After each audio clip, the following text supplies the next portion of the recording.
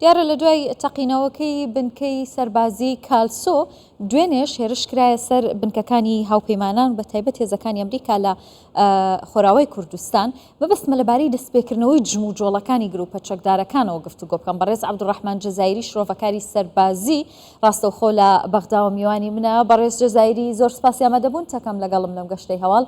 نزیکەی 3 مانگ دەبوو کە گروپە چەکدارەکان و لەگەڵ ینی هێزەکانی ئەمریکا شێرشەکانیان بۆ سەریەک ڕاگرتە بوو وەکو ئاگربەستێکی ڕانەگەێنرا و ئێستا ئەم جموجۆڵانە چین دەستیان پێکردوونەتەوە؟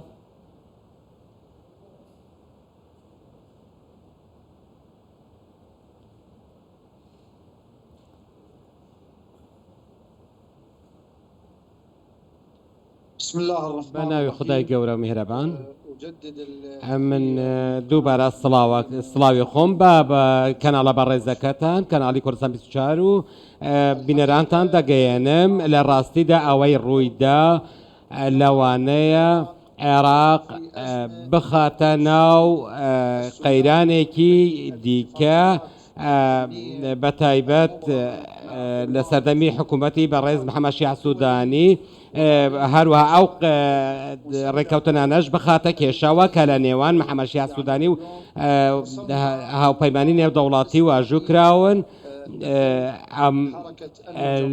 لەوانەیەش ئەوەی کە ڕووی داوە بەشێک حیساب بکرێت بۆ گروپەکانی سەر بەرەی مقاومەی عێراقی وەک گروپی نوجەبا و چەند گروپێکی دیکەی هەتا ئێستا ئەو گروپانە دەیانەوێت و داواش دەکەن و جەختیشی لەسەر دەکەنەوە کە پێویستە هێزە بیانیەکان لە عێراق بچنە دەرەوە و ئەمەش وا دەکات کە ئەو ڕێککەوتنانەی کە واژۆ کراون جۆرێک لە کێشە بەخۆیەوە ببینن. باشە کاتە دەمێ ئەوە بپرسم بە تایبەت لە دوای گەڕانەوەی سوودانی ینی گروپە چەکدارەکان دەستیان کردوێتەوە بە جموجوڵ ئەمە بەهۆی ناڕوونیە لە ڕێککەوتنی استراتیژی نێوان ئەمریکا و عێراق لەبارەی چوونە دەرەوەی یاخود ئەرکی هێزەکانی هاوپەیمانان لە عێراق؟ ئەگەر ڕێگەم بدەی قسەکانم تەواو بکەین. فەرموو. بەڵێ فەرموو.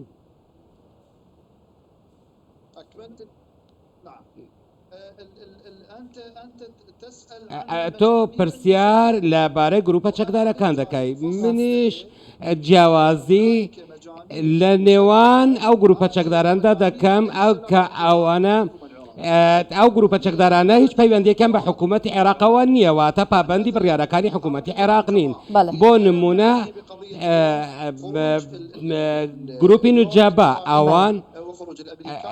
ئەوان هیچ پەیوەندیان بە دەرچوونی هێزەکانی ئەمریکاوە نییە بەڵام لە کاتێکدا ئەوان دەڵێن ئێمە پابەندی بە بڕیارەکانی حکوومەتی محەممەد شیع سوودانی بەڵام لە هەمان کاتدا داوای دەرچوونی ئەو هێزانش دەکەن.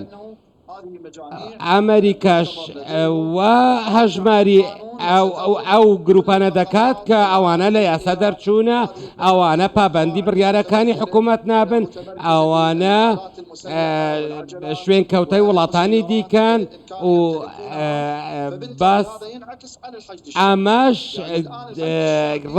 ڕنگدانەوەیەکی نەرێنی لەسەر حەشدی شەعبی دەبێت.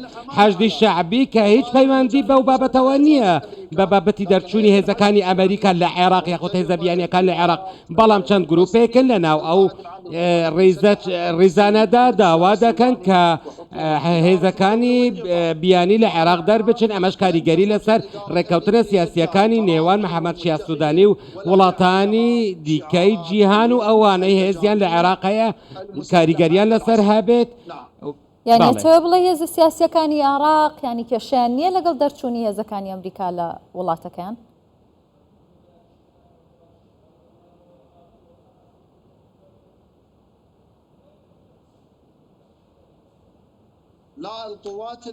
نەخێر هێزە سیاسیەکان بەڕێزم ئەوان لە پەرلەمان بڕیارێکیان هەیە داڵێت کە ئێمە پێویستە ئەمریکا دەربکەین بەڵام ئەمریکا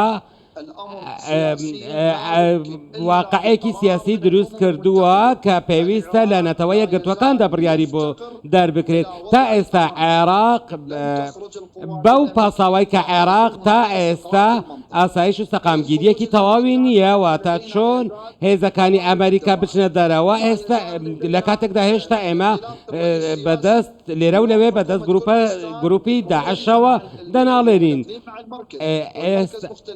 ئێستا ئەو یاسای پەیڕەو دەکرێت لە هەرێمی کوردستان بە شێوەیەکە لە عێراق بە شێوەیەکە سنەکان بە شێوەیەکی دیکە ڕەفتار دەکەن واتە لێرەدا لە دەستدەرچوونێکی ئەمنی و سەقامگیری لە ناوچەکەدا هەیە بەهۆی نەبوونی یەک بڕیاری لەبارەی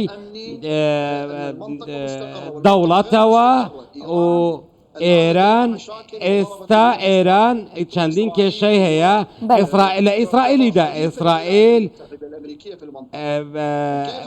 بە وەڵامی دەداتەوە واتە عێراق ئێستا چۆن دەتوانێت ئەمریکا دەربکات لە کاتێکدا